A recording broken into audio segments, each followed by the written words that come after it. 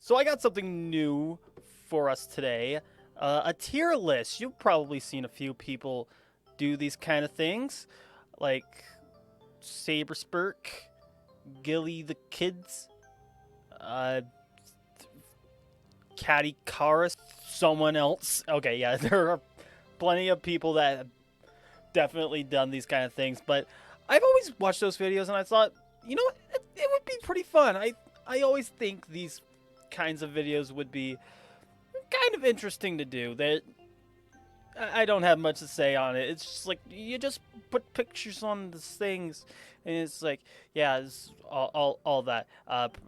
So, let's put those back. So yeah, I've always wanted to do these for a while, and I didn't really know what I wanted to do, but I think the best thing to start with would be consoles. Like I've done video game reviews and all that stuff, so why not just put my little opinions about all of these little consoles here.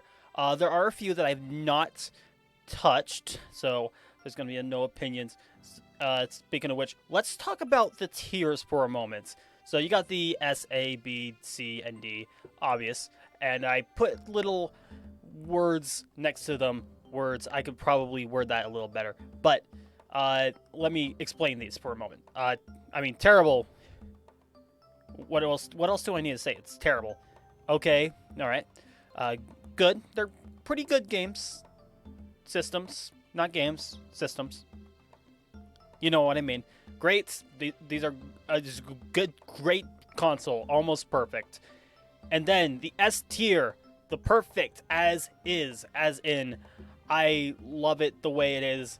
There doesn't need to be any changes, even if there are some changes that they would need. I think they would be perfect the way they are. You know, don't change anything. That's how that's how I express what I mean by perfect. A lot of people have a different interpretation of what perfect is, and it's probably the most objective definition. But it's just me. It's just me. So the person who actually made this tier list actually had them a little disorganized, so I kind of organized them in chronological order, starting with consoles and then handhelds. We'll do handhelds next time, but for right now, I'm just going to focus on the consoles. So first off, the MAGIX Odyssey. The first console, everyone knows about it. I never touched one. I can't find one for the life of me. Like, I'm pretty sure it's on eBay, but whenever I go to too many games, or when I try to find something in a pawn shop, I don't see these anywhere, which is kind of strange because I would think that these were kind of pretty big at the time. I don't know. I don't have a lot of opinions. I don't know what games it has. I should actually talk about how I'm ranking these. So for the most part, I'm kind of just talking about design. So in that instance, I would probably want to rank all of these because from what I see, from like the 75% of the footage that is being shown here, how the console looks. The library is a big one, which unfortunately I don't know the MAGIX Odyssey's library, so can't say much about that, so it's on the no opinion.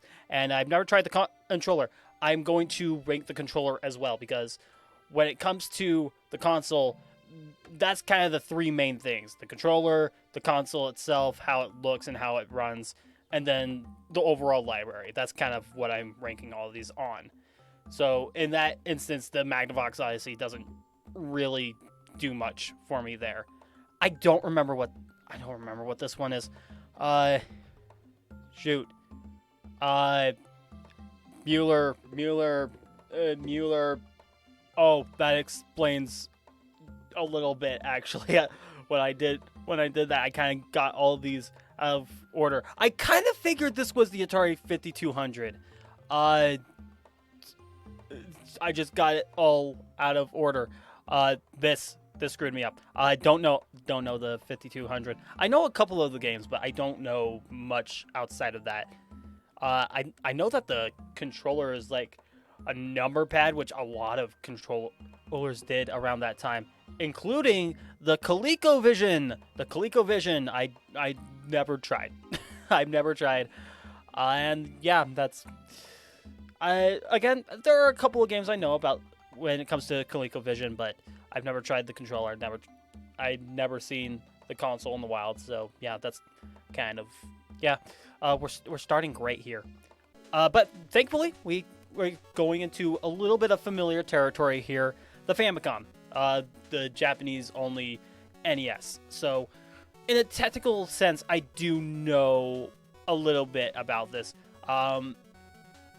Really, it's just the NES, but with a few differences. Like, it has I think all the games have battery backup, whereas with the NES, I think there are very few games with that kind of ability to do so. Like, I know Legend of Zelda does that, but other than that, I have no idea. But other than that, these two don't really do much different outside of the design. I really like the design of the Famicom. In fact, I like it better than this. So we'll just put that in B. We'll talk about the NES in just a second. The Atari 2600. This is very iconic. I actually have a flashback of this. I do not have the actual console. I would like to have an actual console, but right now I only have the flashback. I played a lot of games on it. The ones I played the most are Adventure and not flashback, Pitfall. Yeah, I played a little bit. My only problem with it is the controller. The controller is, I mean, it's iconic. You have like a stick and a button, but that's it. That's all it really is.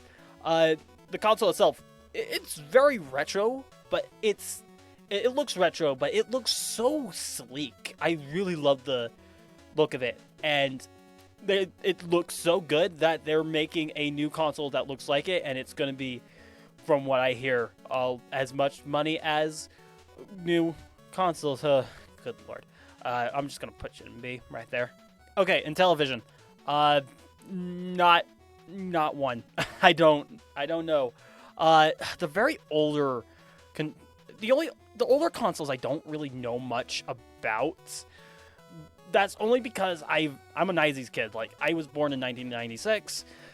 The most I knew about older consoles was the Atari and the NES. That's kind of it.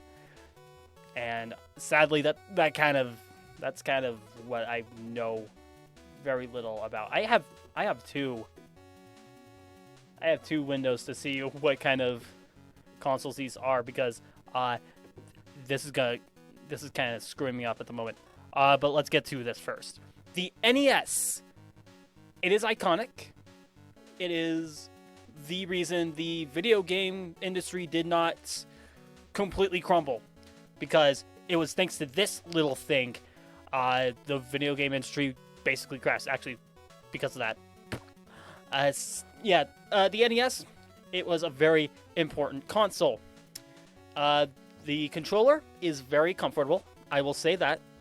It's a little small and a little pointy, a little sharp, but overall it's fine. It's not the worst thing in the world.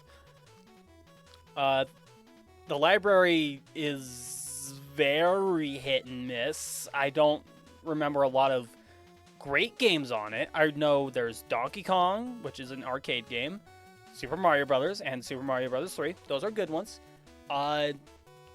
The Legend of Zelda has not aged well. Neither has the original Metroid. Final Fantasy, no. The Kid Icarus, okay. Ice Climbers is garbage. I don't know a single person who likes that. What I'm saying is that there's not a lot of good games on the NES, or at least a lot of games that haven't aged very gracefully. And this is just a me thing. I don't like the look of the NES. I think it's very boring. It's just a block. And yeah, it made sense. They were marketing this as a toy because, again, back then video games were not selling that well. Unfortunately, it looks not interesting. I like the top loader better, and that's kind of why I prefer this design more than this. But yeah, I'm just putting this in C. I don't like the NES. No, this is the Atari 7800. Yeah, I remember now. This list does not have the Commodore 64 for some reason. I don't know why. I guess it's technically just a. I guess it technically just is a computer. It just plays games along with it. I don't know. Yeah, I've never seen an Atari 7800. I don't even know how well that's sold. No information, so that's a great sign. I mean, it was cheap. It was a cheap console at the time. Yeah, no sales figures. Okay. That doesn't matter. I never had one. Probably should get one in the near future. I don't know. Okay, now we're getting into a lot of kind of familiar territory for me. So, the Master System. I've never seen, but I have played a few games. I don't know what the controller feels like because I've never touched one. But in terms of the design, I love it. I love the design of the Master System.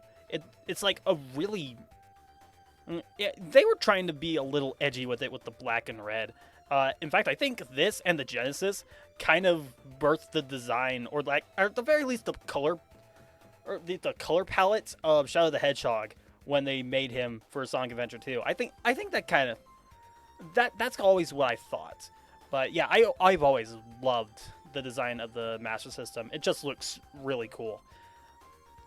Again, don't know much about the controller. The games, I don't know many. I know Alex Kidd. I think Space Harrier was a Master System game, or did it debut on the Genesis? I don't know. I wouldn't think it was that great because, you know, you put an arcade system on you put an arcade game on a Master System. I wouldn't think it would be that great. Overall, it's fine. It's not great. It's just fine. The Nintendo Genesis, yes. So the Nintendo Genesis is it's fine. It's a very fine console.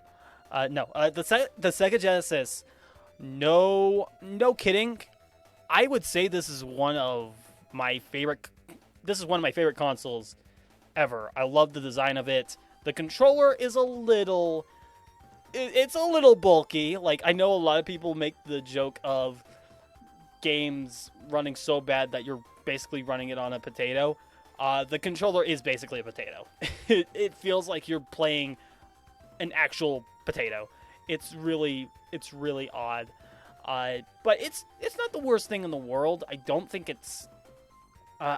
I've never touched a 6-button controller, though. I want to try one just to see how it stacks up to this. But the thing is, I don't know. I don't really play my Genesis a whole lot because a lot of the games have been ported to hell and back.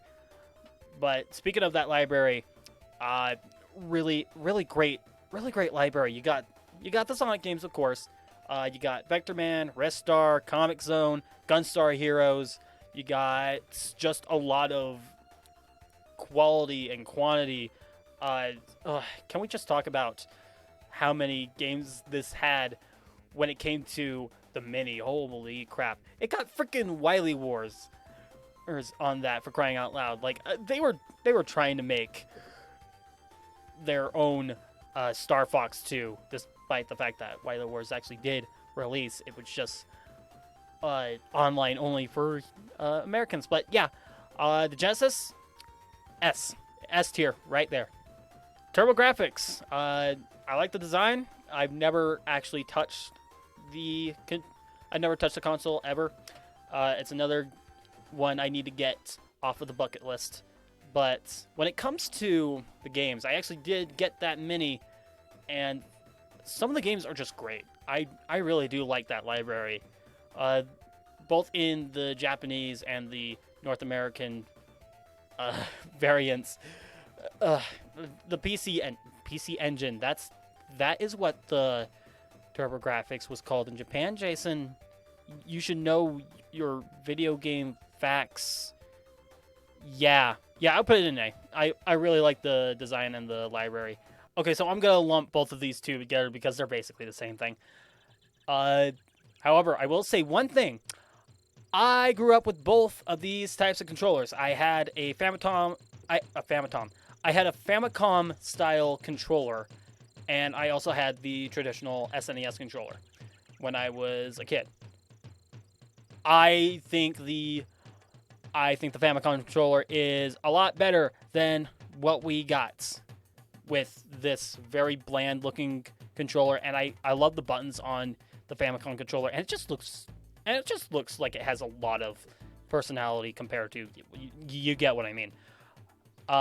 However, when it comes to the design on both, the Super Nintendo just looks better than the Famicom. I love this design. It just screams character.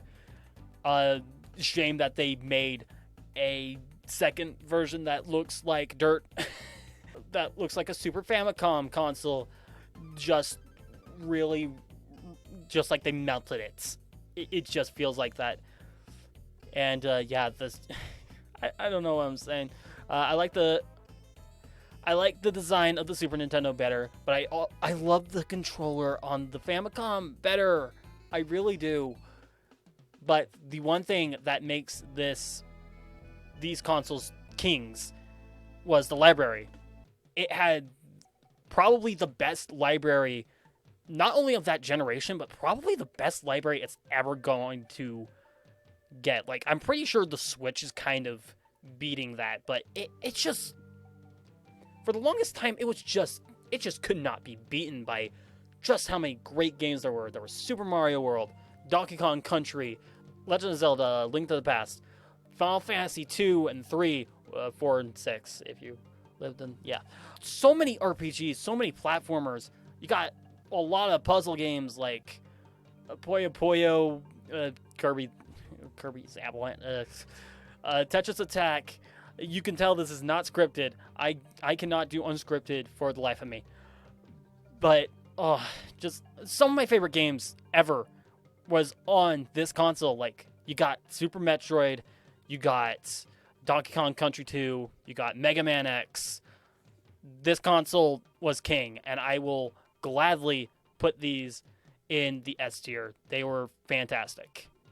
Oh boy, let's talk about the Philips CDI. This thing is fine. I think it's fine. I think as an entertainment system in general, it was fine. As a video game console, it sucked. It was trying to be one of those jack of all trades, and it failed. You know the old saying, a jack of all trades is a master of none. So yeah, you go there. Now I know what this is. I actually do know what this is. This is a Sega Pico. I thought this was a handheld. Apparently, it's a plug-in device.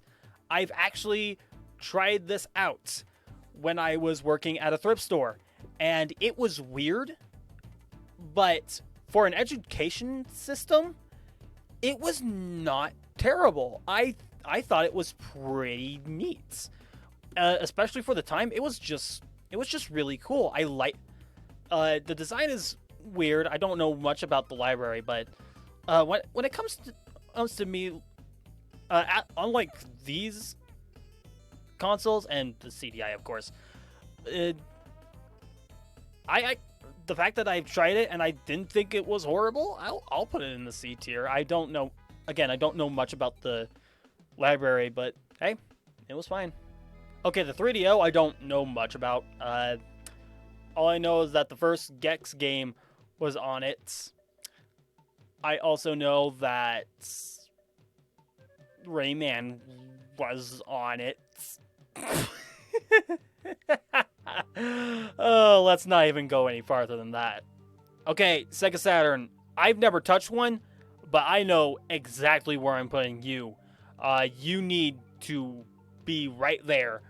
The Sega Saturn, I would say, is like Sega's lowest moment. They did pretty much everything they shouldn't have done. Not just with the launch, but how they made this thing. It was so complicated, and the fact that it was so complicated, the developers needed a lot more time to actually learn how the console worked. But guess what?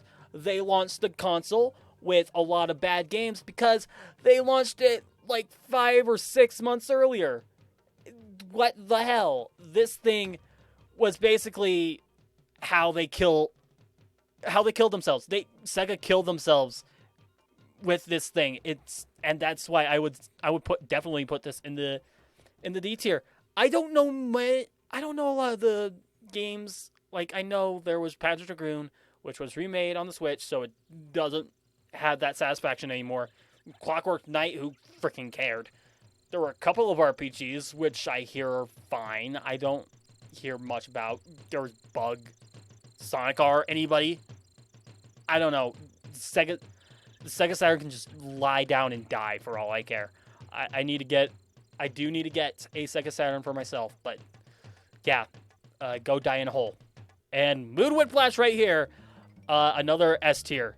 The PlayStation basically told Sega and Nintendo to pretty much off. This thing had a fantastic design. It had one of the most robust libraries out there. I don't think it beat the Super Nintendo in many ways, but it definitely competed with it. I dare say it had a lot. I dare say the highs with the PlayStation are just as high as it was with the Super Nintendo.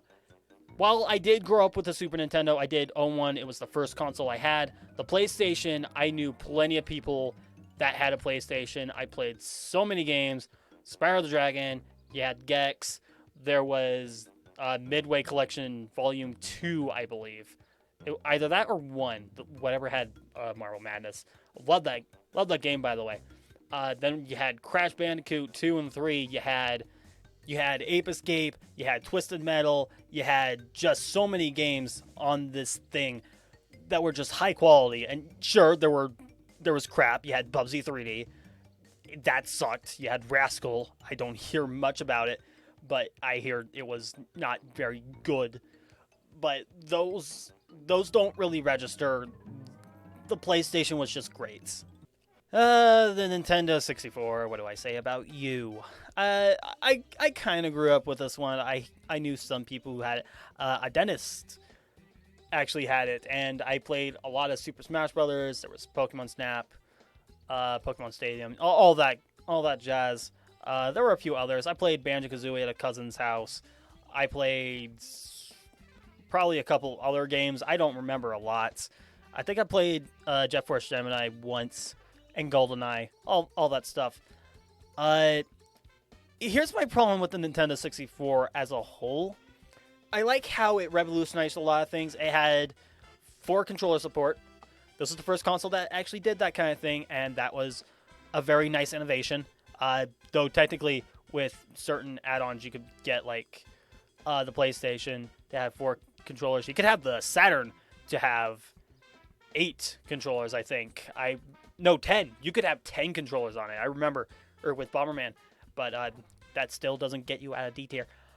The Nintendo 64 also revolutionized the control stick, which PlayStation did not have until they released the DualShock.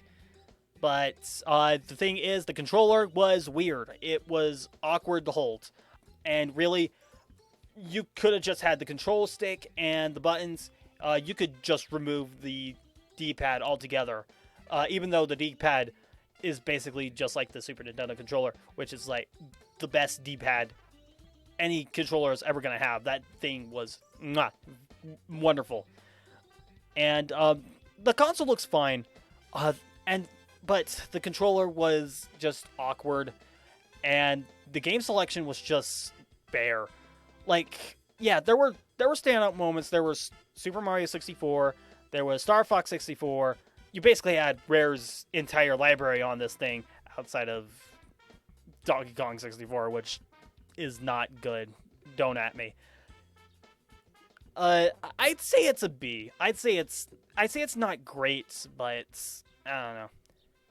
Okay, you don't have the Neo Geo or the Commodore 64. You put the freaking Apple Pippin on this thing. Why? No one cares. The Sega Dreamcast. This thing is a beaut. I would say that this is Sega's greatest console. The fact that they made this thing after the Sega Saturn blows my mind, because this is their biggest failure, and I'd say this is their biggest success. Like, let's just talk launch lineup for a moment. So yeah, you got Blue Stinger, you got the House of the Dead 2, you had Mortal Kombat Gold, you had Power Stone, you had Sonic Adventure, you had Soul Calibur, you had Tokyo Extreme Racer. I don't know about that. This launch lineup was just beyond great. And after that, they just made so many games past that. It was just a fantastic console. I do not own a Dreamcast. I need to. I hear so many great things about this little thing, and I don't hear a lot of great things about the controller, but the library alone, from what I've played, like, you have Space Channel 5, you have Jet Set Radio, Choo Choo Rockets, Samba de Amigo. This thing was basically the best Sega console when it came to the library. I love this thing. I really freaking do. And I just need a console right now because I have Skies of Icaria and a couple of other games for the Dreamcast, and I do not have a Dreamcast. That's kind of how much I love this thing, despite the fact that I never own it. So I'm putting it in S tier. I need a Dreamcast. I do need a Dreamcast.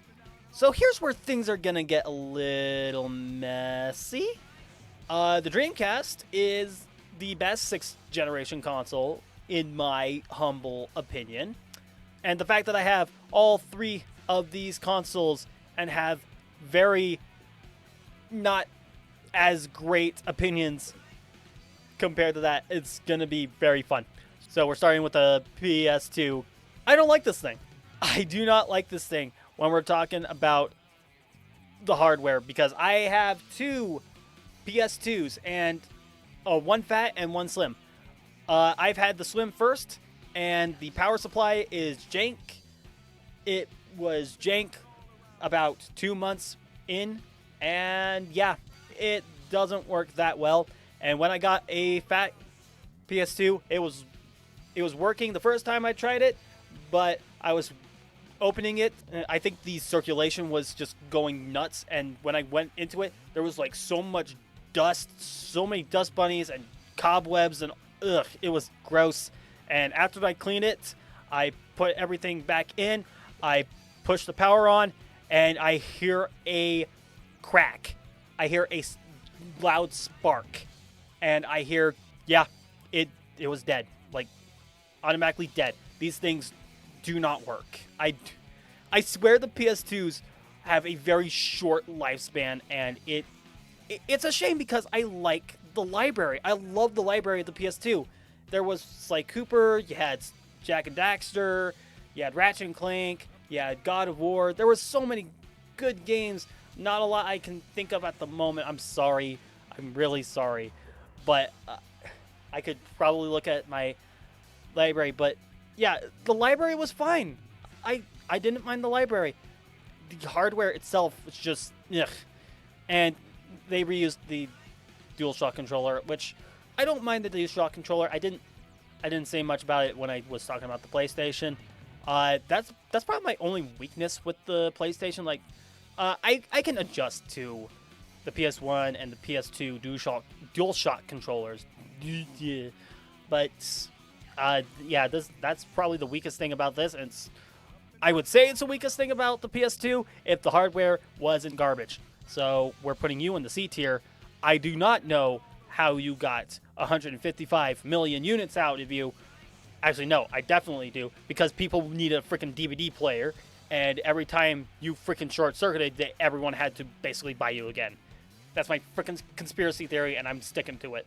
Okay, so outside of the Dreamcast, I would say the GameCube is kind of like the best console of this generation. Like, just look at it. It looks sleek. It has so much character. I love it. I really do. The library isn't as big as the PS2, but it did have games like Luigi's Mansion.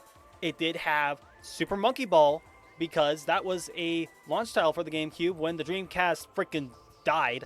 You had Metroid Prime, one of the best Metroid games out there. Super Smash Bros. Melee, not as great as what comes after, in my opinion, but it's still phenomenal. You have Wind Waker, the best Zelda game. I will stand by that. Actually, no, it's not the best one. The Link to the Past is better. But I mean, yeah, there's just a lot to say. I will say one thing, though. The controller is not my favorite. Now, before anyone gets their pitchforks out, I do like the GameCube controller. I think when it comes to the buttons and the control stick, those are great. I would have liked if the triggers were a little smoother, but outside of that, the triggers are fine. I love the button layout, and I really like that C-stick. The problem lies in just the junk around it. I hate that C-stick. I hate that D-pad even more. Like, you perfected the D-pad with the Super Nintendo and the Nintendo 64, and then you ruin it with this dinky-ass little whatever the hell you were trying to do with that. And then can we just talk about the Z button? What the hell is with the Z button? What was the purpose of that thing? I don't remember a lot of uses for that thing, and what makes it even worse is that how the triggers are made, it makes it very uncomfortable to get to that Z button. And I really hate that. I really do hate that. But other than that, I do like that controller.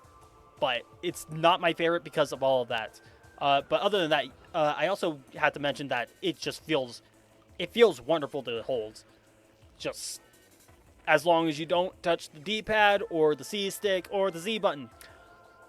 And unfortunately, I had to criticize those. I'm sorry. I know a lot of people love that controller, but it's not my favorites. But outside of that, boom. So I did not grow up with a GameCube. I did not grow up with the PS2. I did not grow up with a Dreamcast, obviously. But I did grow up with an Xbox. And over time, it's fine. I think, let's just talk about just how big this thing is. Like, everything about it was just big. Like, I swear, if you can use this thing like a freaking weapon, and it would still be running beautifully. It would still look like an actual Xbox, but at the end of the day, it's that durable and it's that freaking big. Like, it's just massive. I think it weighs like 10 pounds. Don't quote me on that. I think it weighs like 10 pounds, which is ridiculous. And then we hear horror stories about the Duke controller. I never tried one. I only have an S controller, which it feels great. I do like the S controller. But I really want to get a Duke controller just to see how massive that thing is, because I hear so many things about it, and I just want to see how freaking ginormous it is. And when it comes to the library, it's definitely not as big as the...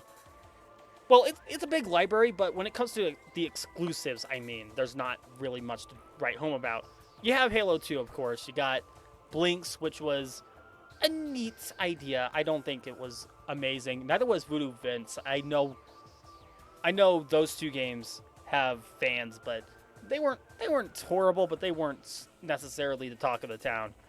When you're talking about a lot of Xbox exclusives, they were generally just that. They were fine, but not necessarily the reason why you'd get an Xbox. It was mostly probably just for Halo and all that. But overall, it wasn't bad. I would say it's a good control. I say controller, it's a good console. I do like the Xbox console. And I like the S controller. And look at that. The Xbox 360, I would say it's... yeah, A tier sounds about right. Not much to say about it, really. it was just a better Xbox. Though the originals did have some faults. Red Ring of Death, everybody. I love the Xbox 360 controller, especially for PC games. It's just wonderful, wonderful controller.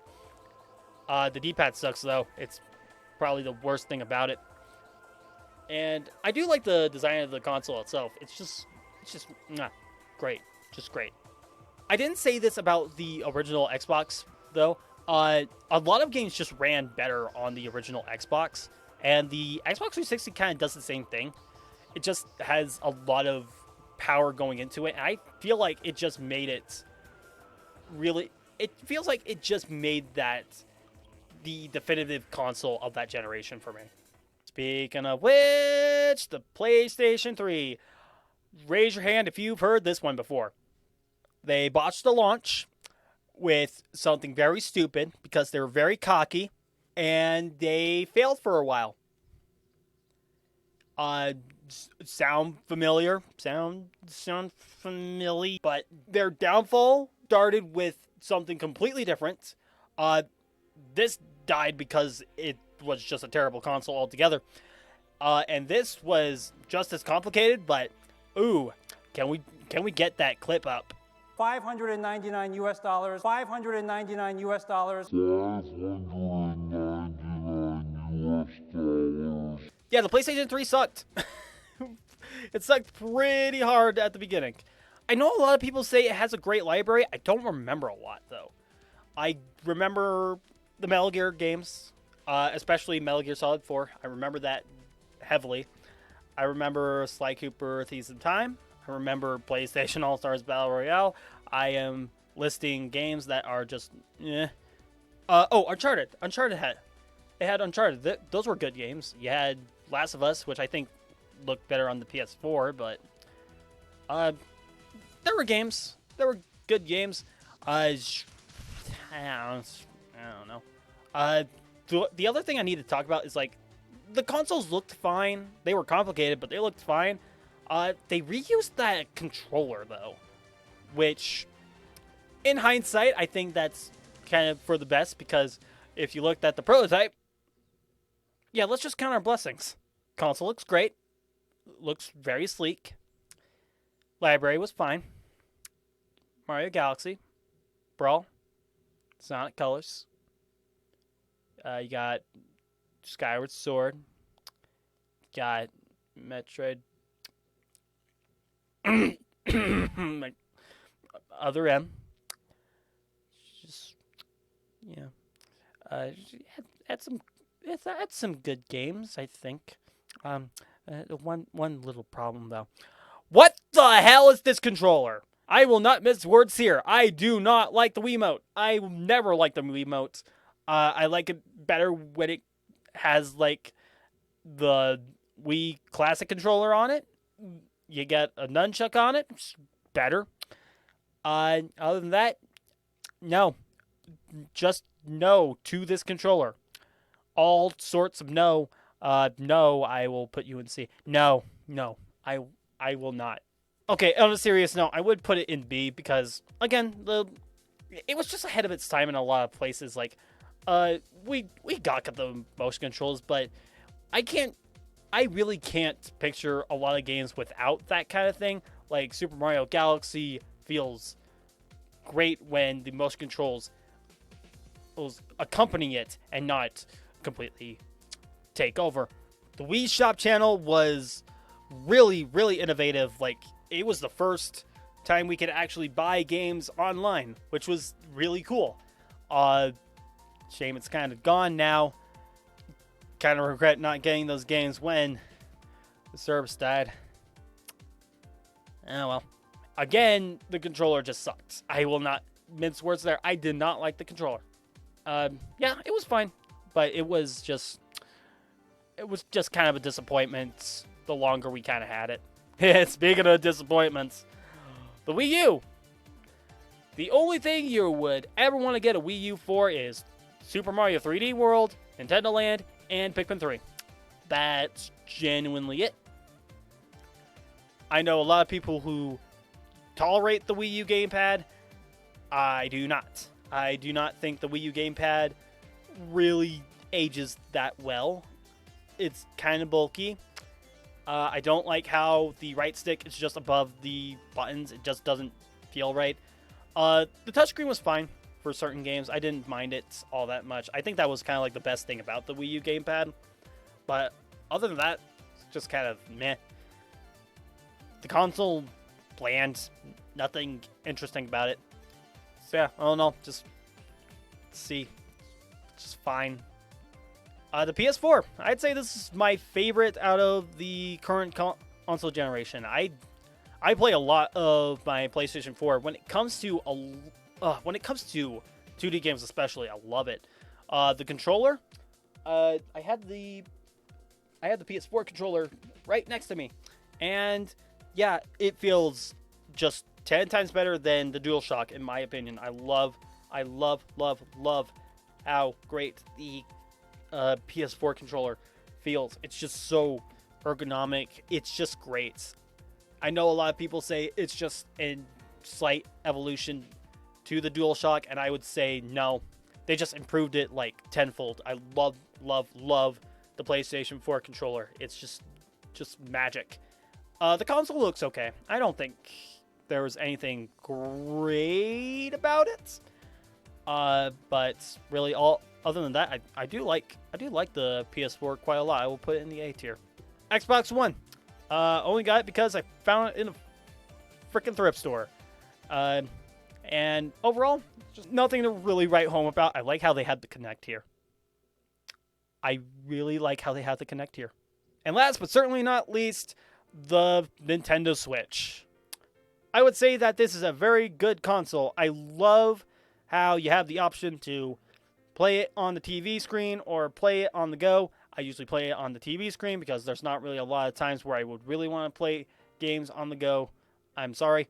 But it's a really good console with a very neat gimmick. It's got a wonderful library, a lot of shovelware at the moment, unfortunately. And Nintendo is kind of being very, very slow with their releases. In fact, this year, we only have 3 games that they've ever announced or released. Now, let's be perfectly fair here, though. 2017 was like the biggest launch year they've probably ever had, so ultimately, I don't really care about that. But unfortunately, there is one little problem here, and I will just address it right now.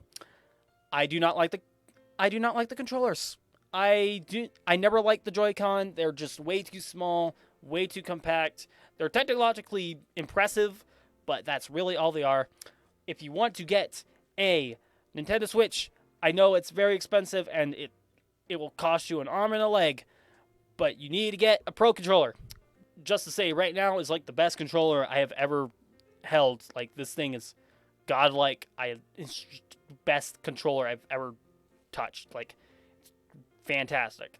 So all in all, when we just bundle the Pro controller along with it, I would say that the Nintendo Switch is probably a high B. I would say it's a high B. I think it's great.